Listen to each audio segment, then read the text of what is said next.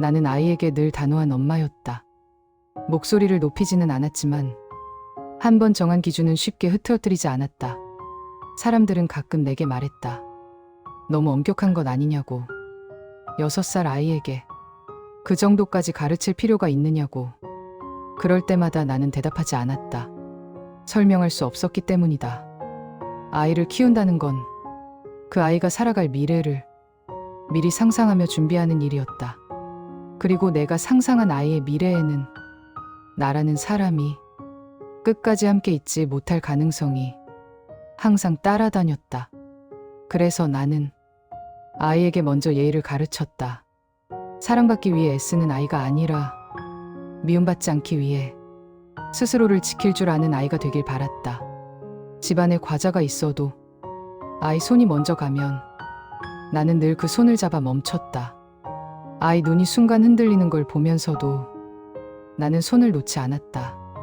이건 내 것이 아니라고. 먼저 묻고 허락받아야 한다고. 아이는 몇 번이나 고개를 끄덕였지만 그때마다 조금씩 작아지는 표정을 숨기지 못했다. 그 표정을 볼 때마다 내 마음도 같이 줄어들었다. 그래도 나는 멈추지 않았다.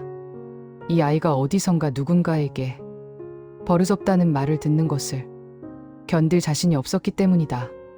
차라리 집에서 나에게 미움받는 게 세상에서 미움받는 것보다 덜 아프길 바랐다.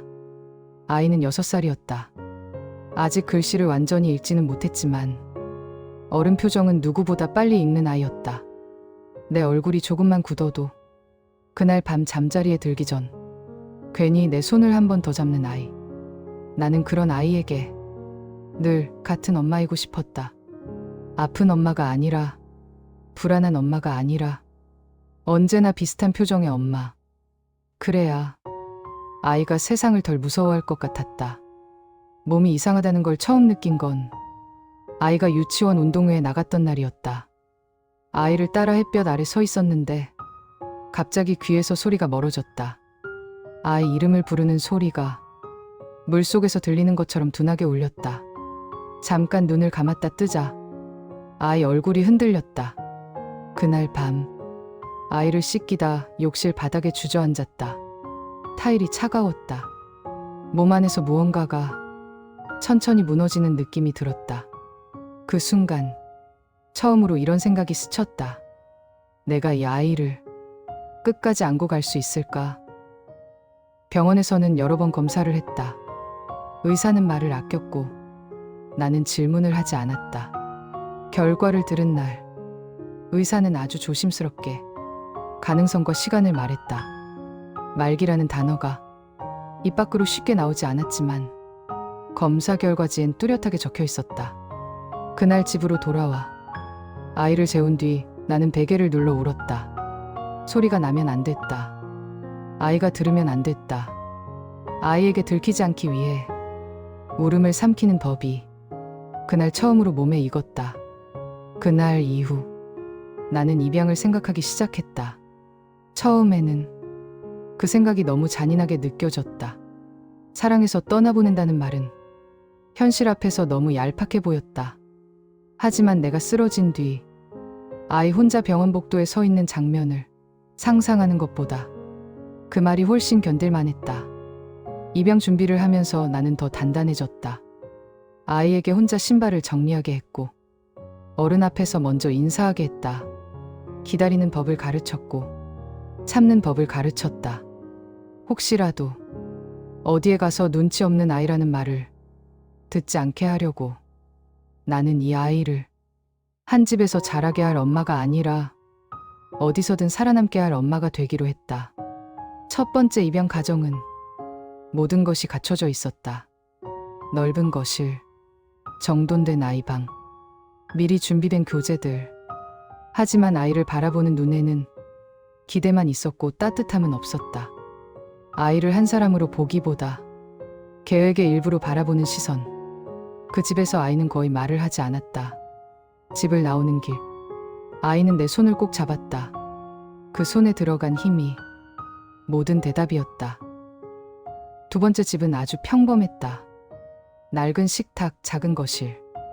하지만 아이를 바라보는 눈이 따뜻했다. 아이가 말을 더듬어도 끝까지 들어주었고, 아이 손이 움직일 때마다 눈길이 먼저 따라갔다. 나는 아이에게 물었다.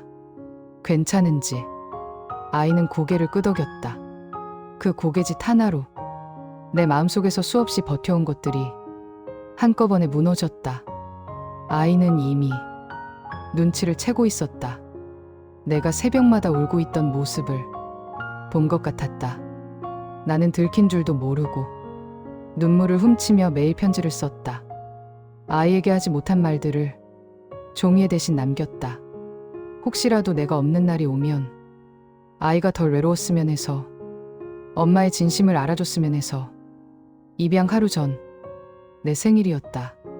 아이는 빵으로 케이크를 만들었다. 초를 하나씩 꽂았다. 30개, 내 나이만큼. 그리고 아들은 남은 하나를 손에 들고 한참을 망설이다 말했다. 엄마 생일 내년에도 같이 하고 싶어요.